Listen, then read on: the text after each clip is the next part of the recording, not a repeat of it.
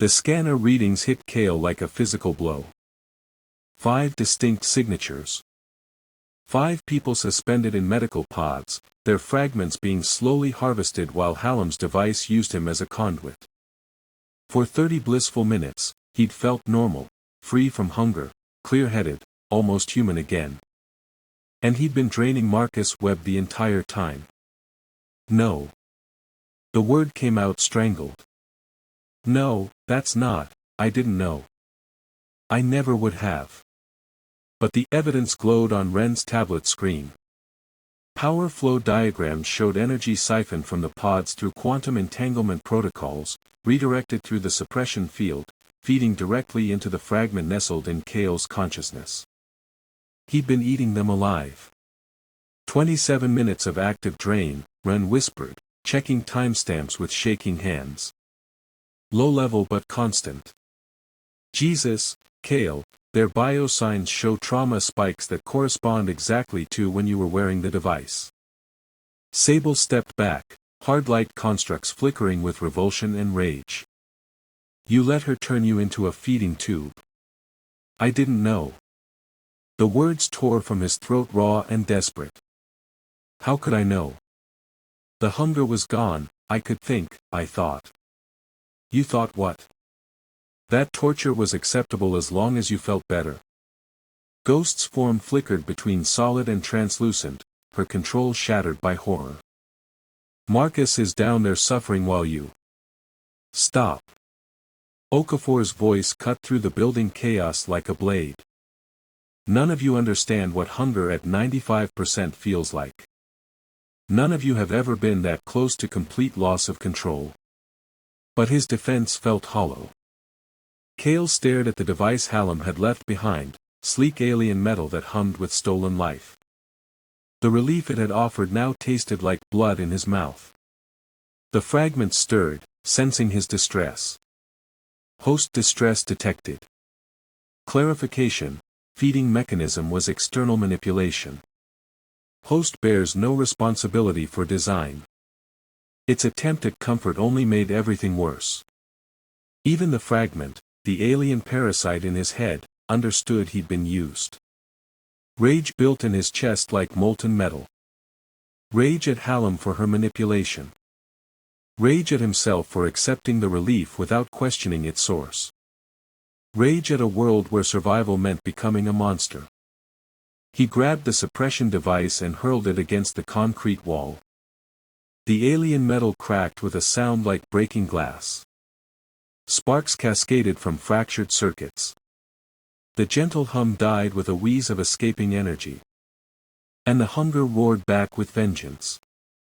Hunger, 97/100. Critical override imminent. The numbers blazed across his vision like fire.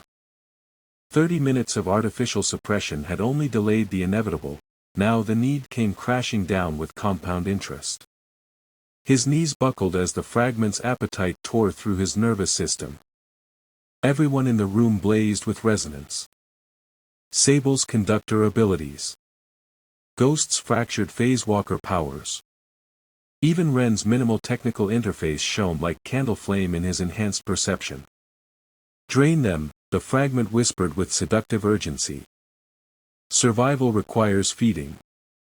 Moral considerations are luxury host cannot afford. Stay back, Kael gasped, pressing himself against the damaged wall. All of you, get away from me. But there was nowhere to run in the enclosed space. The hunger was everything now, burning through his veins, overriding rational thought, reducing the world to simple mathematics of need and availability. Then the fragment spoke again, and its tone was different. Host experiences unnecessary shame. Clarification, deception was perpetrated against host. Responsibility lies with architect of deception, not victim of same. The hunger paused, just for a moment, as if the fragment was pushing back against its own nature. Analogy, animal in cage does not choose hunger. Blame belongs to keeper who builds cage, not animal who suffers inside it. Something in those words, the unexpected gentleness, the attempt to absolve him, broke through Kael's self-loathing. The fragment wasn't just a parasite. It was, trying to help. Trying to comfort him in its alien way. You seek to minimize harm, it continued. This designates you as worthy host. Cooperation preferable to conflict. I don't want to hurt anyone, Kael whispered. Then we share common purpose. Survival without unnecessary damage. Acceptable parameters for cooperation. The hunger was still there, urgent, demanding, but no longer felt like an external invasion. It was part of him now, terrible but manageable. The fragment wasn't his enemy. It was his partner in this nightmare.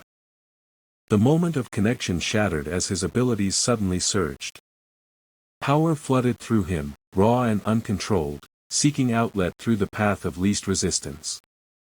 A signal pulse exploded outward from his position, not the focused beam he'd learned to control, but a massive wave that tore through concrete and steel like tissue paper. It raced up through Outpost Blackthorn, through the Cascade Zone's dimensional barriers, deep into alien territory that hadn't felt human presence since the fracture. And in the deepest part of the zone, something vast and patient stirred in response. Something that had been sleeping for 48 years. Something that was now awake.